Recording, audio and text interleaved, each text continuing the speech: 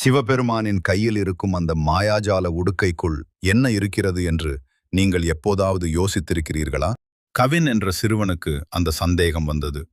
கோவில் சிலையில் இருந்த அந்த உடுக்கையை அவனால் ஆச்சரியம் விலகாமல் பார்த்து கொண்டே இருக்க முடிந்தது. அந்த அளவற்ற ஆர்வத்தில் கெவின் தைரியமாக பனிபடர்ந்த கைலாய மலையின் உச்சியை நோக்கி விடையை தேடி நடந்தான்.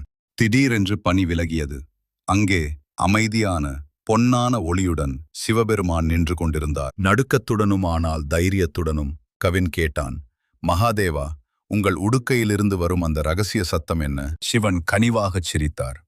வார்த்தைகளால் பதிலளிப்பதற்கு பதிலாக அவர் மண்டியிட்டு அந்த உடுக்கையை சிறுவனின் கைகளில் கொடுத்தார். கவின் ஒரு பெருமூச்சு விட்டு உடுக்கையின் நடுப்பகுதியை பிடித்து மெதுவாக ஆட்டினான். தும்! அது வெறும் சத்தம் அல்ல.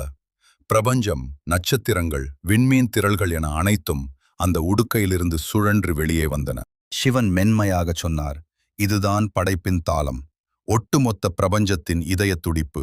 கண்ணிமைக்கும் நேரத்தில் அந்த பிரம்மாண்ட காட்சி மறைந்தது. சிவனும் அங்கே இல்லை. ஆனால் பனியில் ஒரு சாதாரண மர உடுக்கை மட்டும் இருந்தது. கவின் சிரித்துக்கொண்டே தன் கைகளில் பிரபஞ்சத்தின் ஒரு பகுதியை வைத்திருப்பதை உணர்ந்து மகிழ்ச்சியுடன் தாளம் இசைத்தபடியே வீடு திரும்பினான். தேடலும் ஆர்வமும் குறையாமல் இருக்கட்டும்.